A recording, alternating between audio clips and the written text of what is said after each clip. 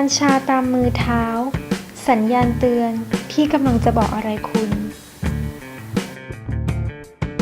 หากใครมีอาการเหน็บชาตามปลายมือหรือเท้าอย่าเพิ่งนิ่งนอนใจไปก่อนนะคะเพราะนั่นอาจไม่ใช่สัญญาณที่ดีนะแต่เป็นสัญญาณเตือนว่าคุณอาจมีความผิดปกติในเรื่องของระบบประสาทได้วันนี้เราจึงขอพาคุณผู้ชมทุกคนไปทำความเข้าใจเพื่อสำรวจดูว่าแท้จริงแล้วมันเกิดขึ้นจากอะไรต้องเตรียมตัวรับมือกับมันอย่างไรบ้างค่ะอาการเหน็บชาเป็นความผิดปกติของระบบประสาทรับความรู้สึกสามารถเกิดขึ้นได้กับทุกส่วนของร่างกายแต่ส่วนใหญ่มักจะเกิดขึ้นบริเวณมือแขนขาหรือเท้าแม้จะดูไม่รุนแรงอะไรแต่ก็สร้างความรำคาญใจให้กับผู้ที่เกิดอาการได้ไม่ใช่เล่นเลยนะคะส่วนใหญ่แล้วสาเหตุของการเกิดอาการเหน็บชาอาจเกิดเพราะการนั่งนอนหรือยืนในท่าเดิมเป็นเวลานานทำให้ขัดขวางการไหลเวียนของเลือดหรืออาจจะเกิดขึ้นจากปัจจัยในเรื่องของการขาดวิตามิน B ซึ่งวิตามิน B เป็นวิตามินที่ช่วยในการบำรุงและซ่อมแซมปลายเส้นประสาทการได้รับวิตามิน B ในปริมาณที่น้อยเกินไปก็จะทำให้เกิดอาการเหน็บชาขึ้นได้โดยง่ายรวมไปถึงยังเป็นสัญญาณส่อให้เห็นถึงการเป็นโรคต่างๆได้อีกด้วยนะคะสัญญาณเตือนโรคเบาหวานอาการเหน็บชาตามเส้นประสาทอย่างนิ้วมือหรือปลายเท้าเป็นหนึ่งในอาการของผู้ป่วยที่เป็นโรคเบาหวานซึ่งเริ่มมีอาการรุนแรงวิธีการรักษาที่ดีที่สุดคือผู้ป่วยต้องพยายามควบคุมระดับน้ำตาลในเลือดให้อยู่ในความพอดีแต่หากคุณไม่ทราบว่าตัวเองเป็นโรคเบาหวานหรือไม่ก็ควรรีบไปพบแพทย์เพื่อทำการตรวจและวินิจฉัยเพื่อหาสาเหตุของอาการเหน็บชามิฉะนั้นแล้วอาการเหน็บชาที่คุณมีอาการอยู่ก็จะเริ่มรุนแรงมากขึ้นนะคะสัญญาณเตือน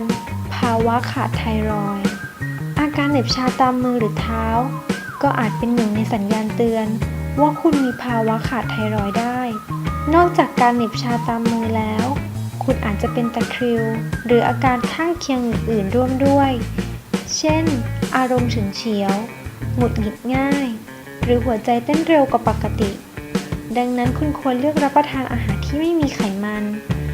เน้นการทานธัญพืชเป็นหลักก็จะช่วยได้เป็นอย่างดีเลยนะคะสัญญาณเตือนโรคประจำตัวเรื้อรังสำหรับผู้ป่วยที่เป็นโรคประจำตัวบางโรคเช่นโรคหลอดเลือดโรคไตหรือโรคอักเสบเรื้อรังก็อาจเป็นสาเหตุทำให้เกิดอาการชาตามมือหรือเท้าได้เหมือนกันซึ่งลักษณะของอาการชาตามปลายมือและเท้าก็อาจจะเกิดขึ้นได้กับหลายตำแหน่งนะคะเช่นอาการชาตามปลายนิ้วมือเกือบทุกนิ้วอาการชาบริเวณปลายเท้าฝ่าเท้าหรือนิ้วเท้าหรืออาการชาทั้งเท้าไปจนถึงบริเวณสะโพกวิธีการป้องกันการเหน็บชาที่ดีคุณควรเลือกรับประทานอาหารที่อุดมไปด้วยวิตามิน B เช่นผักผลไม้เลือกทานข้าวกล้องข้าวซ้อมมือข้าวโพดตับโยเกิร์ตนมหรือเหล่าธัญพืชทั้งหลาย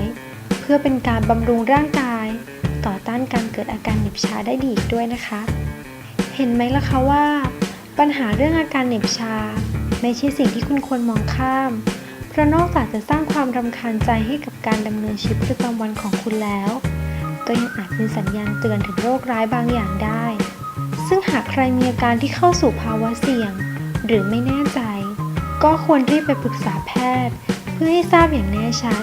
อย่ารอให้อาการเจ็บปวดของคุณรุนแรงมากขึ้นแล้วจึงค่อยทำการรักษาอย่าลืมเลยนะคะว่าสุขภาพที่ดีเริ่มต้นได้ที่เราค่ะและอย่าลืมกลับมาติดตามเรื่องราวดีๆเพื่อสุขภาพของทุกท่านได้ใหม่ในตอนหน้าได้ทางเพจ You Health สวัสดีค่ะ